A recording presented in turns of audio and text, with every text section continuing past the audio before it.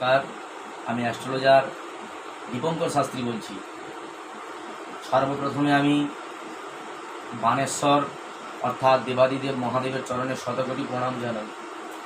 তো আবারও আজকে আপনাদের সামনে এলাম। বৃহস্পতিবার দিন আপনারা কিভাবে আর্থিক উন্নতি পাবেন বা আপনারা বিভিন্ন দিক থেকে কিভাবে বিভিন্ন সমস্যা থেকে আপনারা মুক্তি পাবেন, তার কয়েকটি টোটকা আপনারা যদি কাজে লাগাতে পারেন 100% সাফল্য পাবেন।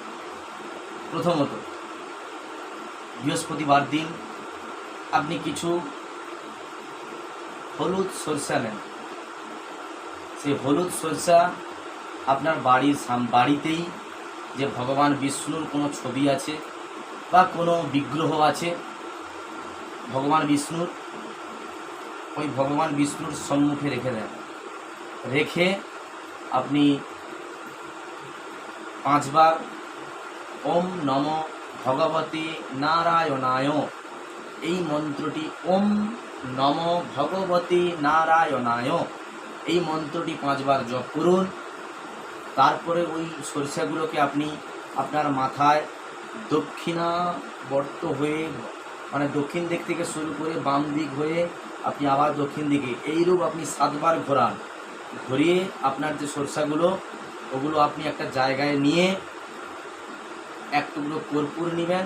আপনার উত্তর পূর্ব কোণ অর্থাৎ ঈশান কোণে, বাড়ির মধ্যেই ঈশান কোণে কোনো একটা জায়গায় আপনি ওই কর্পূর দিয়ে ওই সরিষাগুলোকে পুড়িয়ে দেন। দেখবেন আপনি অনেকটা ঋণ থেকে মুক্তি, আপনি অনেকটা আর্থিক উন্নতি করতে পারবেন।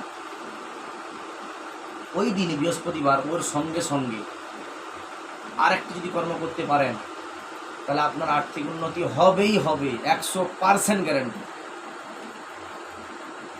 আপনি একটি গোটা পান নেবেন, একটি সুপারি নেবেন, 5খানা ছোট এলাচ নেবেন, 21খানা অগ্রভাগ দূর্বা নেবেন, মানে 2টি পাতা আছে এরূপ 21খানা দূর্বা নেবেন। নিয়ে মা লক্ষ্মীর সামনে শ্রীং মা লক্ষ্মীর যে বীজ মন্ত্র ওইটা 108 বার আপনি মায়ের কাছে জপ করুন।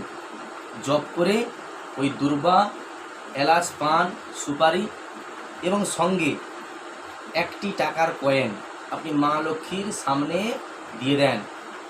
দেখবেন আপনি এই দুটো কাজ যদি বৃহস্পতিবার করে করতে পারেন, আপনি বেশি নয় 3 মাস করে দেখুন, আপনারা 100% আপনি সুফল পাবেন। সাফল্য আপনার পেতে বাধ্যই। নমস্কার।